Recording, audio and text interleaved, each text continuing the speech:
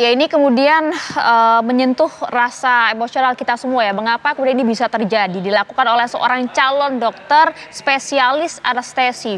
Dan ini pula dilakukan di lingkungan rumah sakit yang kita tahu betul, bahkan saya yakin di rumah sakit sebagai tempat yang harusnya aman dan juga nyaman bagi pasien dan juga keluarga. Apa yang kemudian dirasakan dan juga ada di benak pelaku untuk bisa melakukan tindakan yang begitu keji terhadap keluarga pasien, dan informasi ya korbannya tidak hanya satu orang tapi lebih daripada itu, dan juga ada dugaan kelainan seksual. Mengapa ini baru muncul sekarang? Ini akan kita bahas bersama dengan sejumlah narasumber. Kami sudah hadir pemirsa bersama dengan kami di studio. Apa kabar Indonesia Malam? Sudah ada Mas Reza Indragiri selaku pakar psikologi forensik. Selamat malam Mas Reza. Assalamualaikum. Waalaikumsalam warahmatullahi wabarakatuh. Dan juga sudah hadir bersama dengan kami ada Dr. Nazriel Nazar, ini selaku dokter senior, ketua juga Biro Hukum dan Pembelaan anggota PBID 2019-2021. Selamat malam Dr. Nazar. Assalamualaikum warahmatullahi wabarakatuh. Waalaikumsalam warahmatullahi wabarakatuh. Ini juga tersambung pemirsa melalui sambungan Zoom bersama dengan kami ada Dr. Gigi Mirza Mangku Anom SPKG. Ini merupakan dokter spesialis konservasi gigi. Beliau pula merupakan influencer yang juga pertama kali informasikan ada kejadian ini di media sosial. Selamat malam dokter. Selamat malam. Assalamualaikum warahmatullahi wabarakatuh. Waalaikumsalam warahmatullahi wabarakatuh. Dokter Mirza, kita coba ingin tanya dulu, dari mana pertama kali Anda mendapatkan informasi ini dokter? Pertama saya mendapatkan informasi itu dari salah satu akun sosial media Instagram, membagikan kisah ini tapi hanya sepintas. Lalu saya mendapatkan informasi yang diduga sebagai kronologinya, yaitu melalui WhatsApp. Ya, kemudian saya merasa tersentuh hati saya. Ini kejadian yang sangat keji dan biadab. Sehingga bagi saya ini harus dibongkar, harus diungkap. Sehingga saya tergerak untuk ini saya harus ungkap kronologinya, dan kemudian keluarga korban juga menghubungi saya, kakak kandung korban dan juga adik kandung korban. Iya, pada saat itu apa yang kemudian disampaikan oleh keluarga korban ini, Dokter Mirza? Kalau dari keluarga korban, jadi mereka menyampaikan bahwa berterima kasih yang pertama karena sudah dibantu untuk disebarluaskan.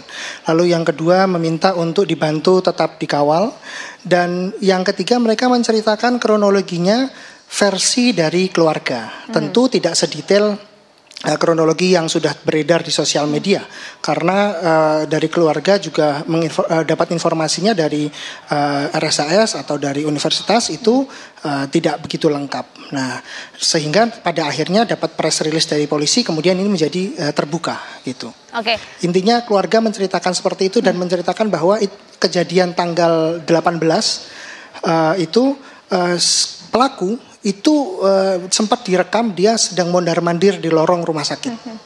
Ya, Dokter Mirza, Anda kan juga merupakan seorang dokter yang juga kemudian fokus juga terkait dengan pendidikan dokter begitu ya. Mengapa hal ini kemudian bisa begitu dengan mudahnya terjadi di lingkungan rumah sakit, Dokter Mirza? Kita nggak bisa masuk di akal nih membayangkan hal ini, dokter.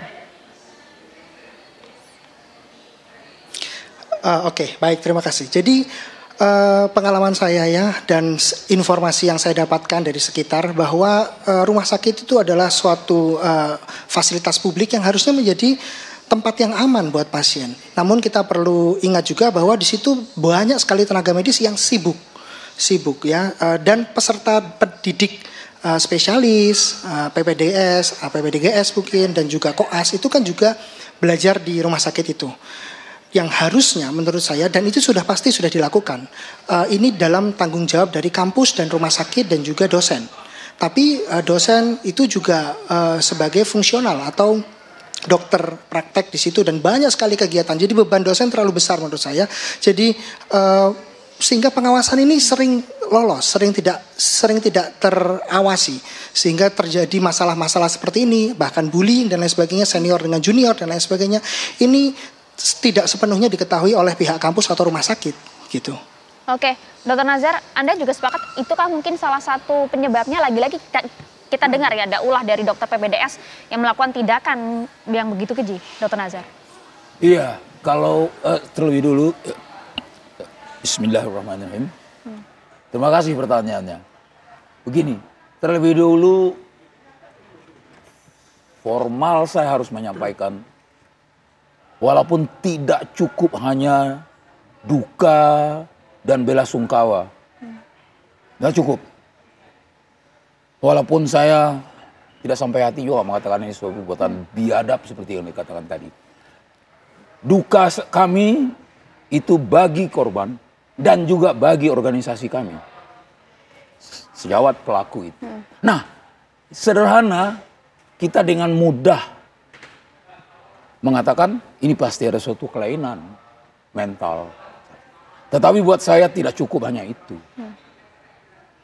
Yang pasti tadi sejawat Mirza sudah mengatakan, di satu sisi di tempat kejadian itu mesti ada yang bertanggung jawab tentang paling kurang, pada level paling bawah, pengawasan. Pengawasan itu ada di institusi itu. Kalau dia adalah residen, dia itu adalah murid, dia adalah pelajar, dia anggota dari atau calon anggota dari Perdatin, perhimpunannya itu. Lalu dia PPDS atas nama universitas, itu pertanggungjawabannya juga ada secara akademik. Tetapi menyangkut pengawasan, kita nggak boleh tidak fair. Di tempat kejadian,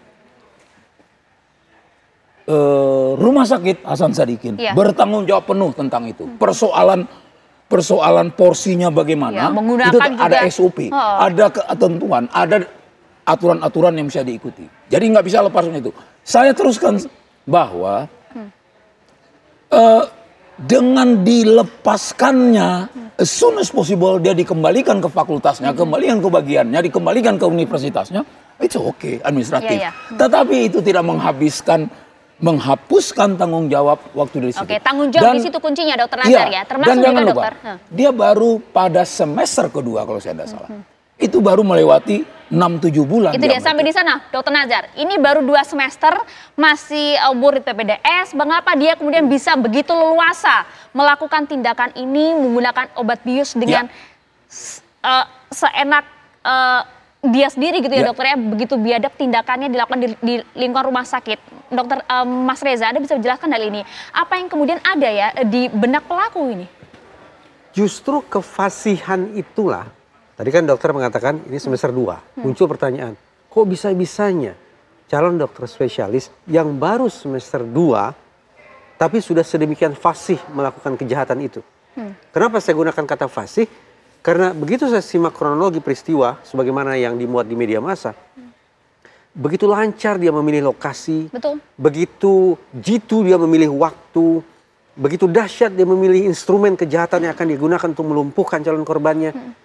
Kefasihan ini justru boleh jadi merupakan indikasi. Sejak awal saya sampaikan bahwa korban oknum dokter yang satu ini boleh jadi lebih dari satu. Korbannya? Iya, kefasihan itu pertimbangan saya untuk membangun spekulasi. Baru 2 semester, Dokter Reza? Tadi makanya saya katakan, baru 2 semester sudah sedemikian dahsyat perbuatan jahatnya. Ini menandakan dia tampaknya, boleh jadi ya, ini tentu saja harus diinvestigasi, dia sudah mengalami proses pembelajaran untuk melakukan aksi kejahatan itu. Sehingga tingkat kecanggihan perilaku jahatnya pada saat ini sudah sedemikian, tadi saya gunakan kata fasih. Tambah lagi, kenapa saya memilih untuk berspekulasi yang sedemikian ekstrim bahwa korban boleh jadi lebih dari satu.